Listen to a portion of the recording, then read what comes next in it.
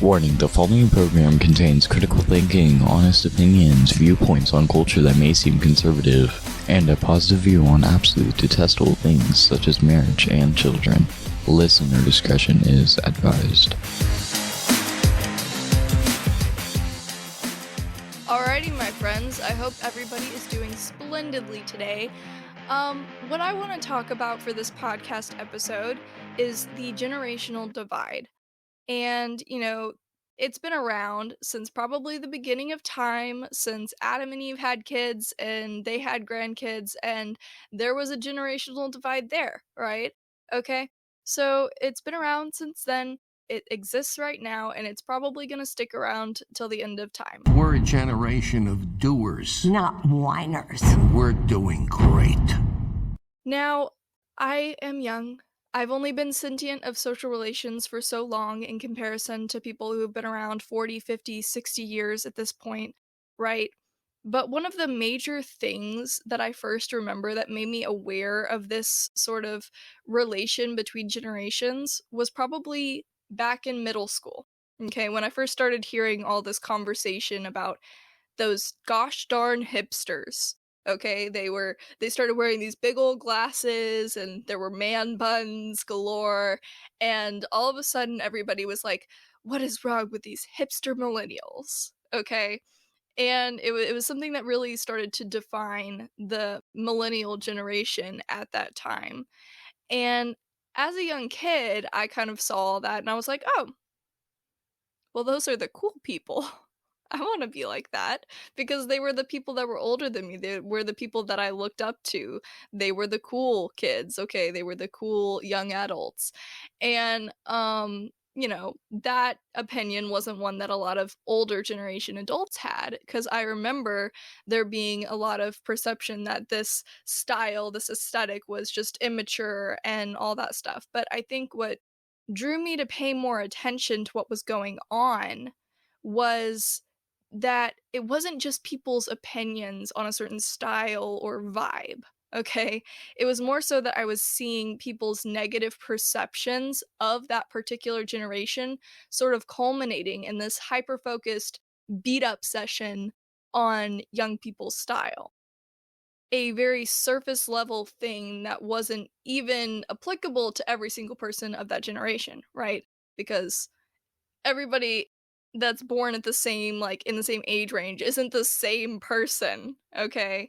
But this generation was kind of being attacked for their style on the forefront of things, I think in a way to sort of open up discussion for all the other negative perceptions that people wanted to hash out about those terrible, horrible millennial children that were just, lazy and irresponsible, right? And while the media hype over all of that has sort of died down, likely due to the rise of a new generation, okay, who are becoming adults at this point. Now you've got Generation Z, okay, the Zoomers in the workforce. So now you're hearing negative things or people beating up on that generation. It's just kind of the cycle of how things go. But now millennials, they're full grown adults. They're parents, okay? They're raising kids. They've got families. They have careers. Okay, they're the ones that we're looking at going, that's gonna be us one day. If we're gonna be old and owning houses and stuff, whatever it is. However you look at people older than you. But the generation of millennials is now full on parents and career people and all this stuff. And now we get to beat up on Generation Z. But you can still look back on that period of time when millennials were first kind of coming into the workforce and into the career space and into all these adult things. You can look back on that time and find so many news articles and YouTube videos and Facebook posts of people just railing on millennials. And I guess it's just my opinion that this is kind of the way of the world. This is the way of life. There's gonna be natural and cultural tensions between boomers and Gen X, and between Gen X and millennials, and between millennials and Gen Z, and then whichever way you can zigzag across all those options, there's gonna be tensions between different age groups. Because I mean, if you have siblings, that's just how life works. I know when I was like 12 or 13, I was finally allowed to start watching certain things that I hadn't previously been allowed to watch as far as TV shows and movies go, right? And my brother hit a certain age and he started being allowed to watch those same things. And so I'd be like, hold on now, that's my show. That was my thing, and now you're watching it? Like, that's not no, that is mine, okay? That is all me. You're not allowed to be a part of this. And so I feel like it's kind of the same energy when it comes to a lot of things in our culture. It's hard as, you know, older people, whether your age is 12 or 15 or 30 or whatever it is, to kind of see this new group of people hitting those age milestones and making it their own. I think another example of that sort of thing is church youth group. Okay, for those of you who were unfortunately subjected to that monstrosity. Um, every year, okay, you get this new influx of what new sixth graders or seventh graders or whenever it is that your youth group allows kids to graduate from Sunday school to youth group. Okay, all of a sudden, there's all these new kids coming in here acting like it's this cool, fun thing. And you're like, no, I'm the one who made it this cool, fun thing. Okay, you guys are babies.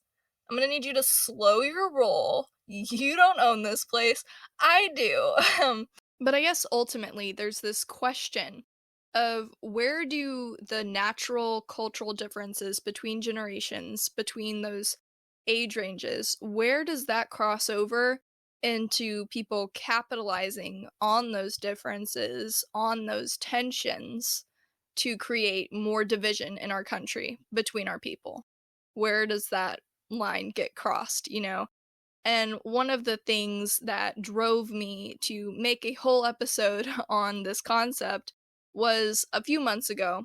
Okay, there was this video of Tom McDonald that got posted to TikTok, and he was doing promo for a song that he was releasing. He's a rapper, by the way, if you didn't know who I was talking about. He's this white middle-aged rapper dude who, you know, obviously has certain political views, some of which I would agree with. He just takes a very aggressive approach to it. But typically, okay, I don't like political rap because I don't really like political music, which you might know if you've listened to my podcast episode on when music gets political. But despite the content of his music, I also just kind of find his whole persona to be a bit cringy. I don't know if that has to do with the age that I am. I don't know if I was his age, if I would like his music and like his approach, but it's not really my taste. Okay, he does have a decent following though. I'm not gonna knock him. I'm not gonna knock the people that do like his music and like him as a person. People can like what they need to like as far as music and entertainment goes. However, Tom McDonald, not really for me.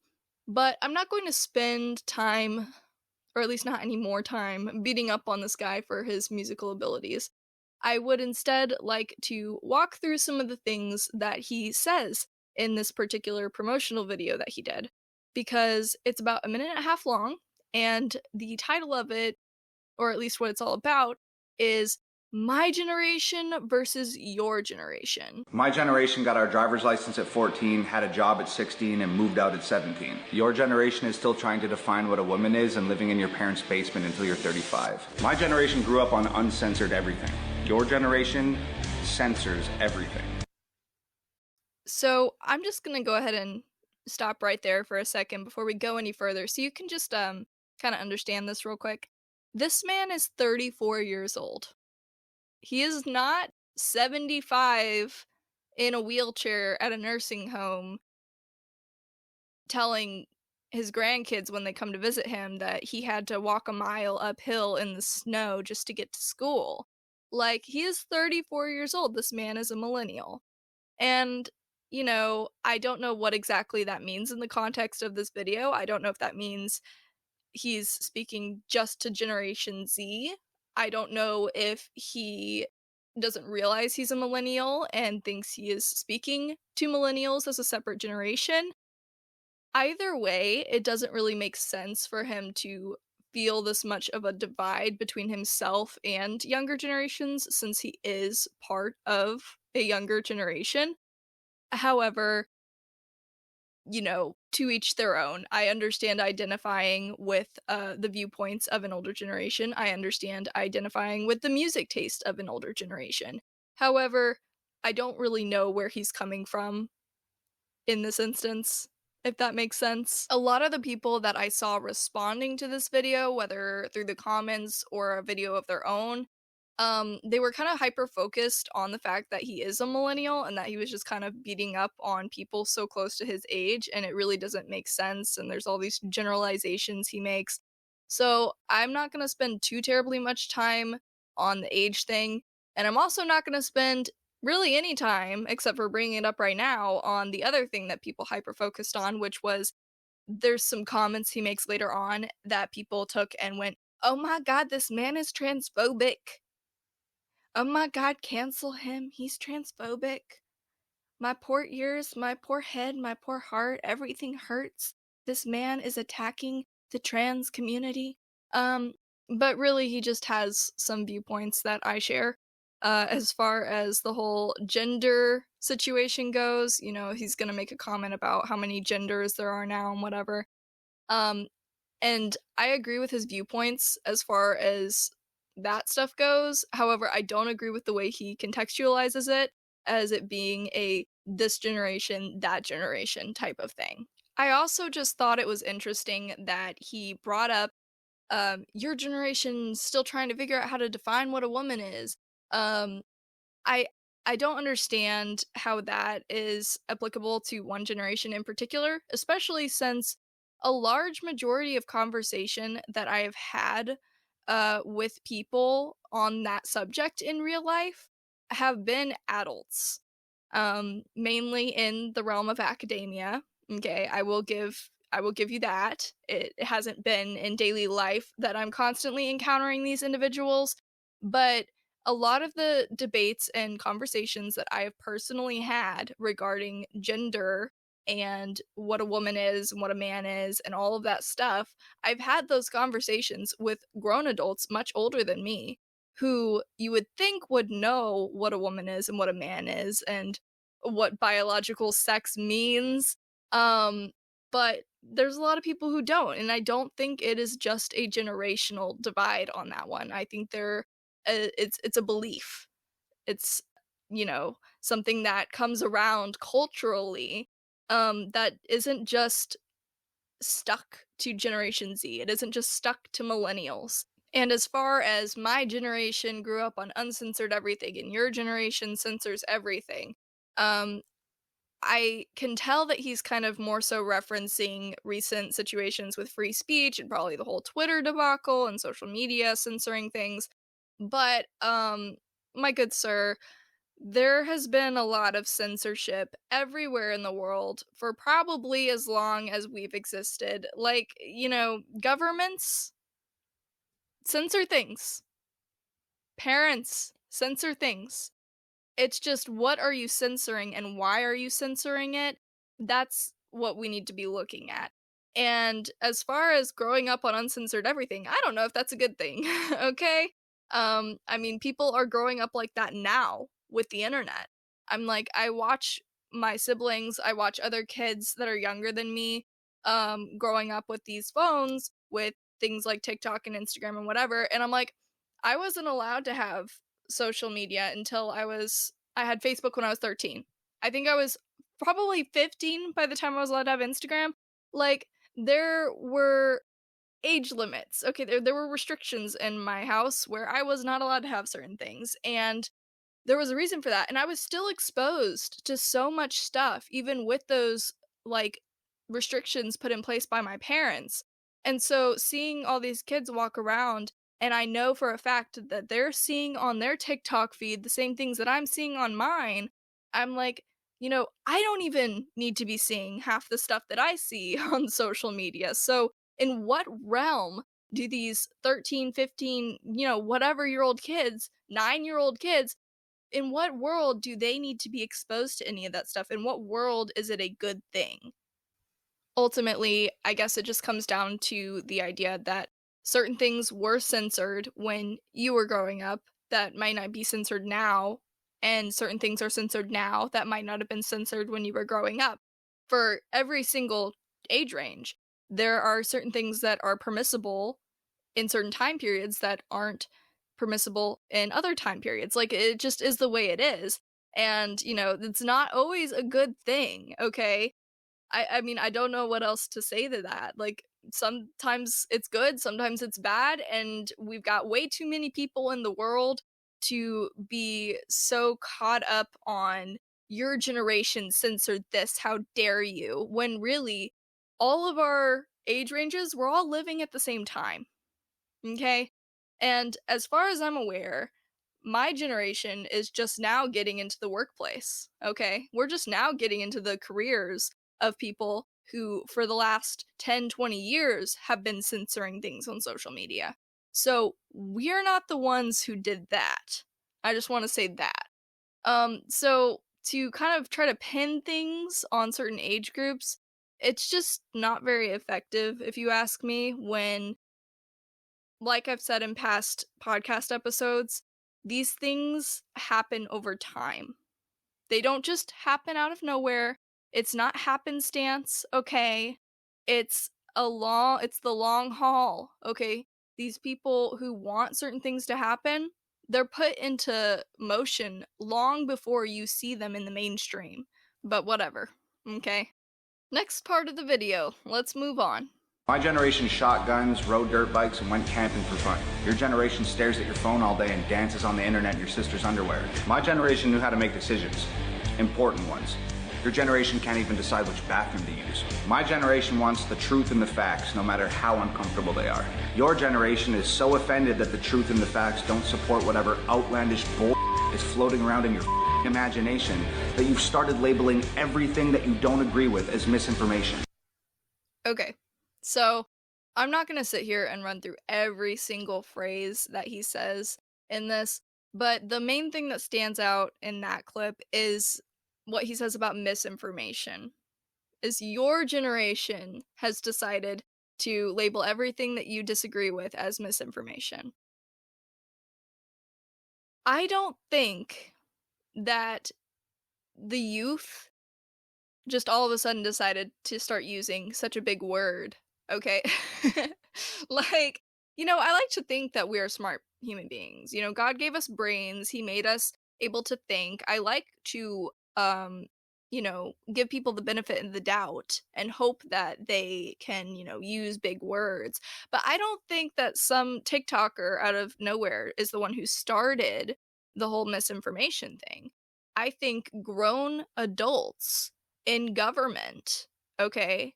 I think grown adults in media, okay?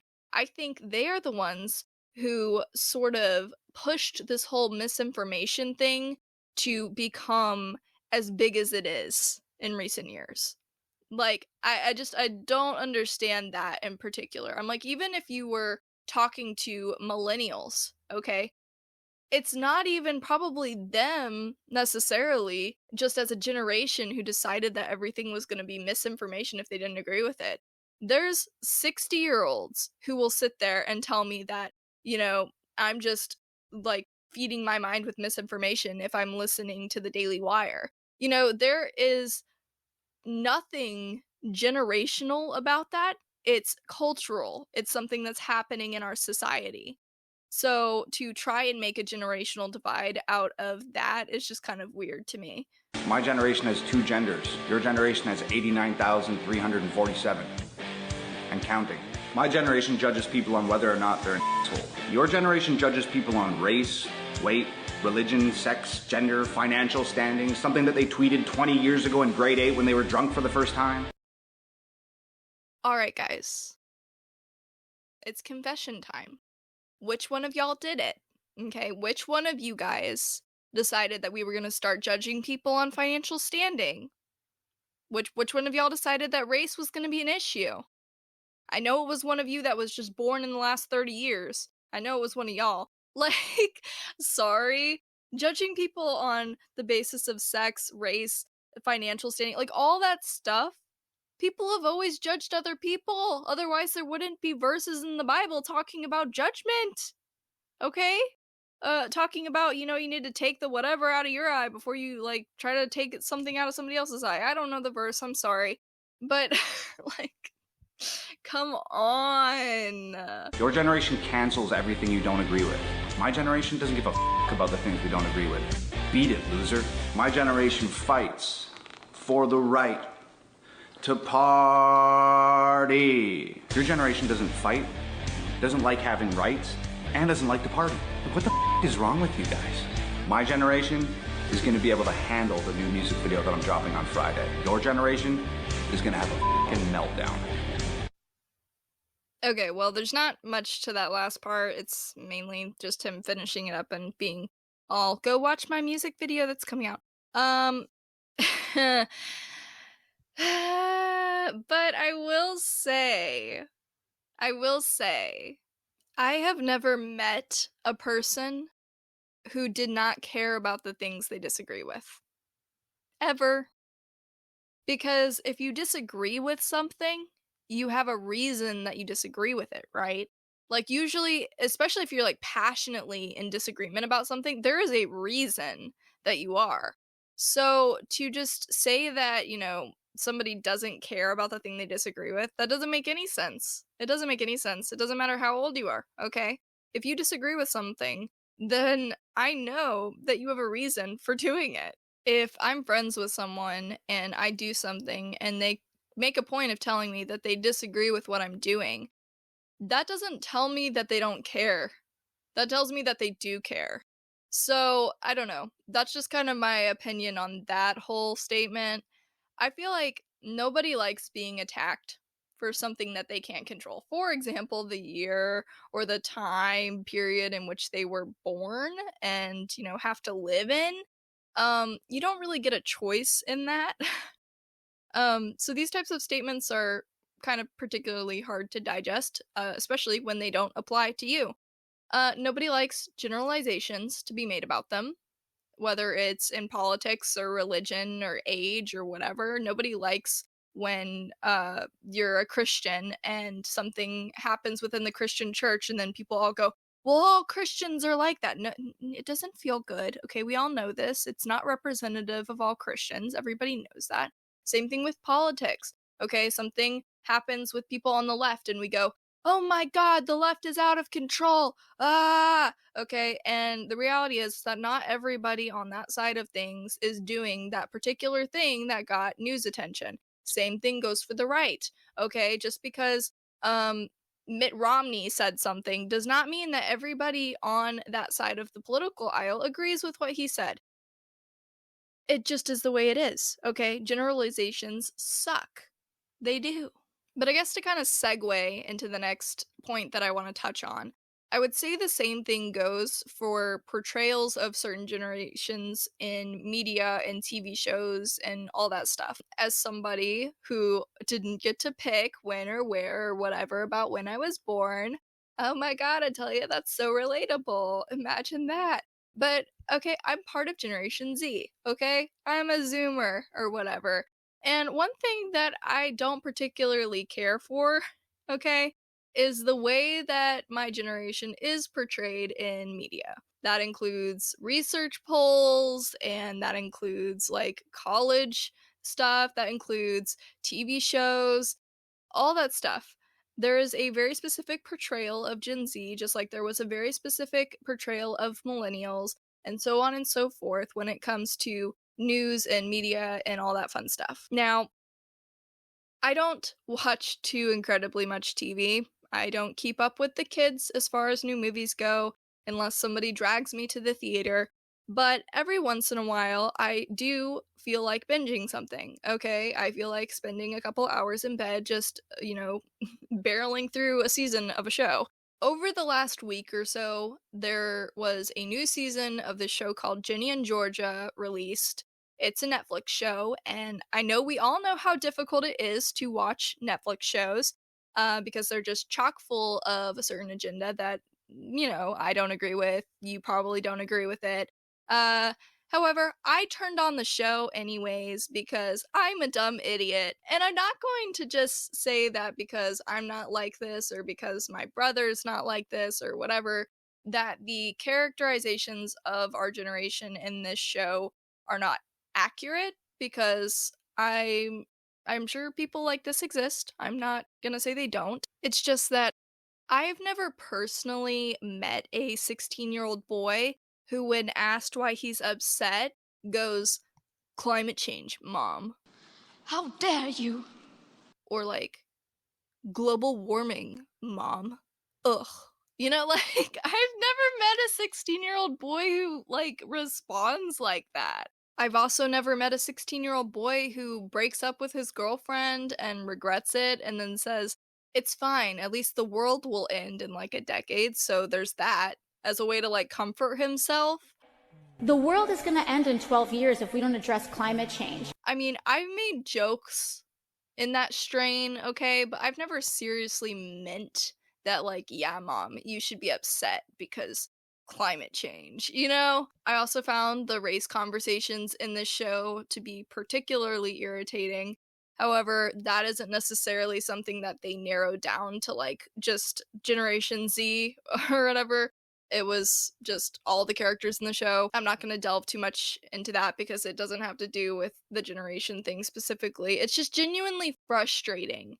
It's just miserable, okay? To feel lumped into a group like that, which is part of why I dislike the whole my generation versus your generation thing, because you can't possibly lump every single person from a specific age range into a singular belief system or lifestyle. It's just not possible. So, I've hit on the fact that everyone in a generation isn't going to be exactly the same, which we all know, but it obviously still needs to be said.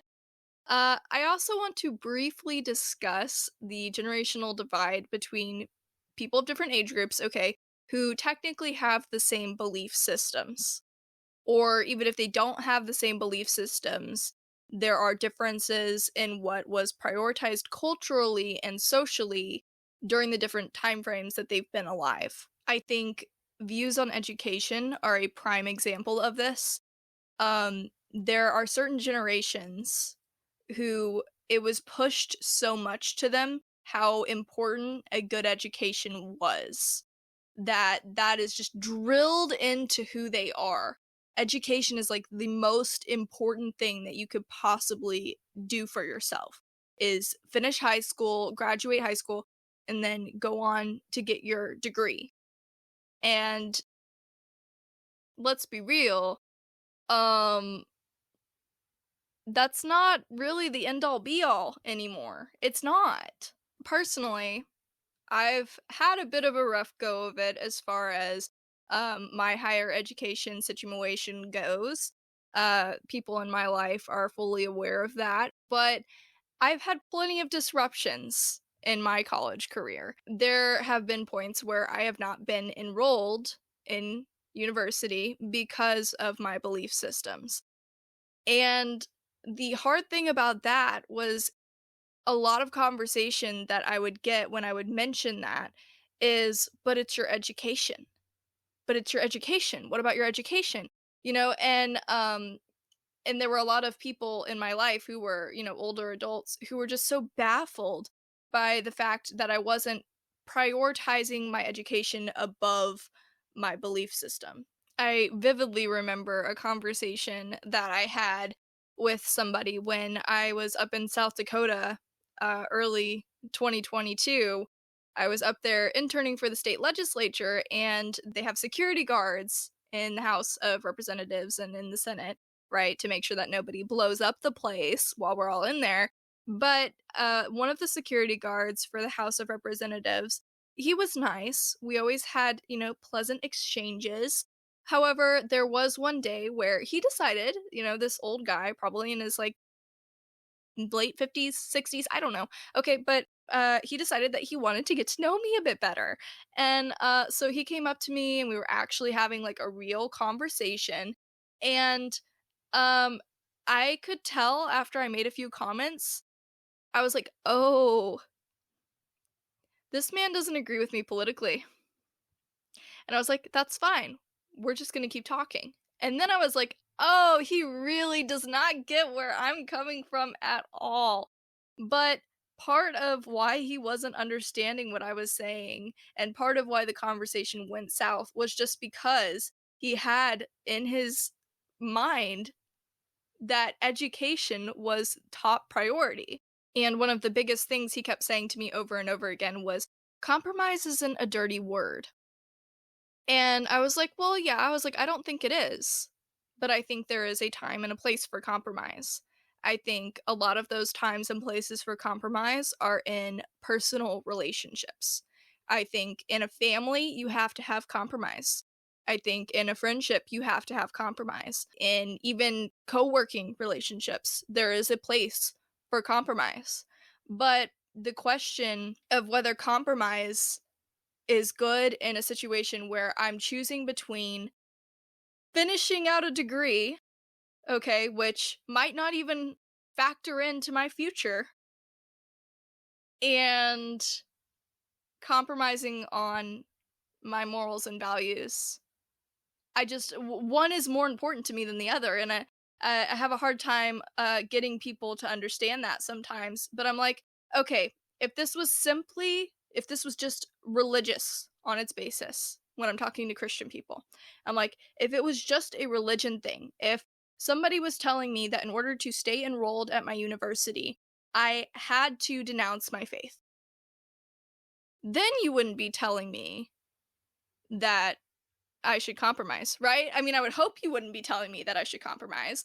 So to those people, I would say, how is this any different? Because as a Christian, the beliefs that I have are all dictated to the best of my ability by my faith. Okay? If I have a question about something, like it's a deep rooted question and I need to know, does this line up with my faith or not? And I go to the Bible or I spend time praying or whatever it is, okay, and I get an answer, and that answer dictates my morals and values, how is it any different than them straight up telling me that I should denounce my faith?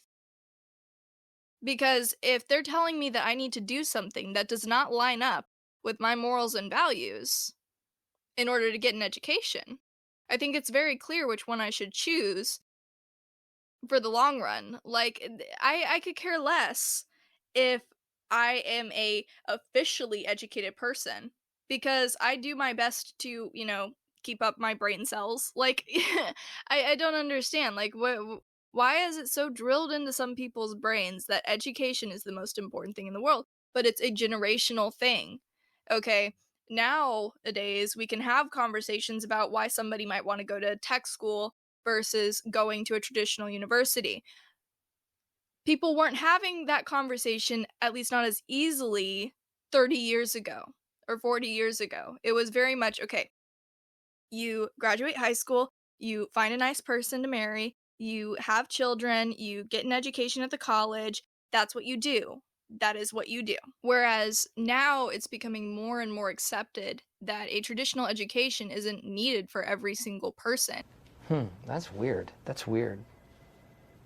Kind of weirding me out. I mean, I went to a homeschool convention last summer, and the amount of speakers that I heard, like, having to affirm parents in the fact that it was okay if their kids didn't want to go to university. It was okay if their kids didn't want to go get a degree, as long as they had a different plan, because there's all these different ways to go about your life.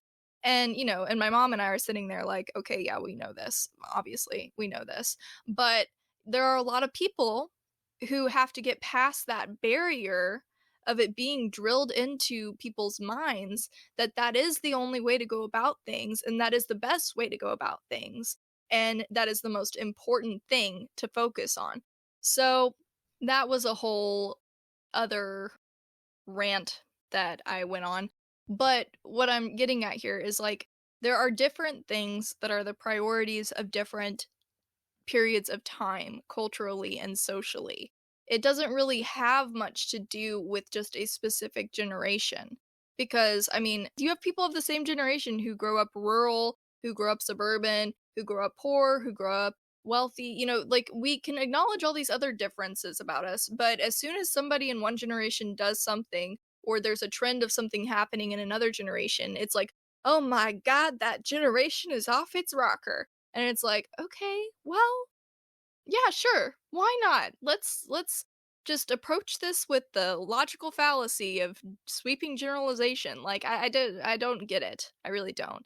Because there are obviously people in older generations who lean to both sides of the political spectrum. There are obviously people in younger generations who are going to lean to either side of the political spectrum. Like, and the same goes for religion. There's people in older generations who are atheists and people in younger generations who are atheists. There are people in both sides of things that have particular views, and it really doesn't have as much to do with age range as we like to generalize and act like it does.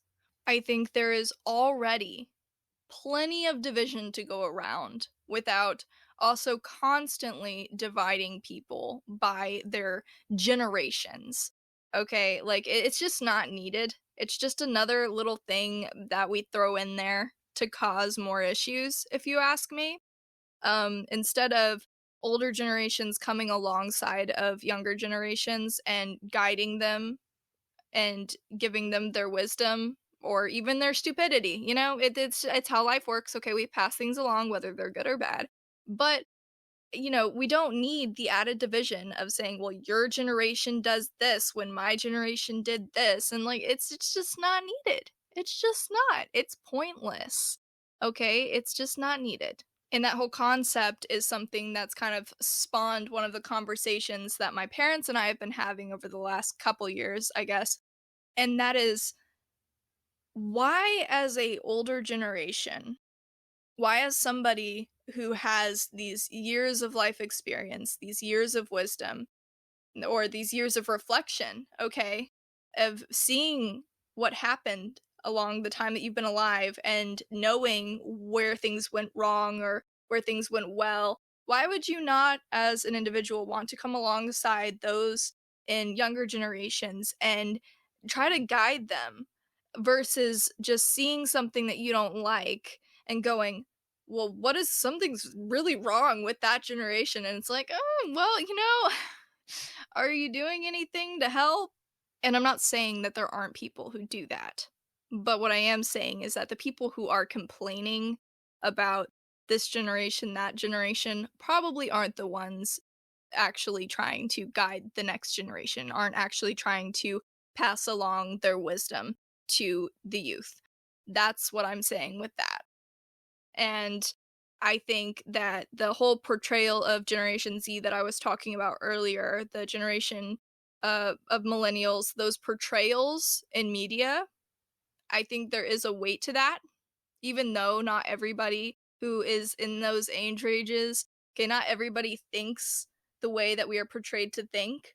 Um, there is a weight to that. There are a lot of people our age who do have certain political beliefs and ideologies that aren't really bringing us anywhere good as a culture, as a society, as a country. And we all know this, okay? And something that my parents and I have been discussing back and forth for some time now is the time that we are in right now. It is so vital that there are young people who think the way that I think, who think the way that you might think, um, who are speaking out about our belief systems. Because one side of the political aisle has been so loud for so long, and the other side of the aisle needs to step up its game a little bit. Okay? We need to quit being pushovers. And that doesn't mean that we need to run everybody over in the process. It just means that we need to stop being the ones getting run over. And so, one of the things that my parents and I will talk about is like, there are people like me who are willing to say what we think, who are willing to kind of argue the point on certain topics, but it's gonna be easier for that to happen when we have backup. Okay? So, the older generation of conservatives, this is your time. Okay? This is your time to shine with all your wisdom. The younger generation of conservatives, needs to stand up, okay? And the older generation of conservatives needs to stand up and back up the younger ones. Otherwise, I mean, how else are you supposed to make sure that certain belief systems and certain perspectives aren't lost? Because at some point, the loud is going to drown out everything else. So we have to get louder at some point. And, you know, there's plenty of people who are. And I'd say that the pace has definitely picked up for people who lean to the right in the last couple years with all the tensions that have been created since COVID. But I don't know. I think we can do more, and we can do it less spitefully. And we can be very strategic about it. But I think that there are a lot of people in older generations who have some wisdom that they need to pass on to some of us younger people, because it's a battle. Culture is a battle. But yeah, I think I'm about done talking. So that's going to be it for this episode. You can follow the podcast on social media on Instagram and Facebook. Don't forget to like this video and subscribe to the YouTube channel if that's where you're listening. Otherwise, the podcast is available on Apple Podcasts and Spotify. So make sure to tune in to next week's episode of Subtle Rampage. We drop every Wednesday morning, and I'll see you next time. Bye!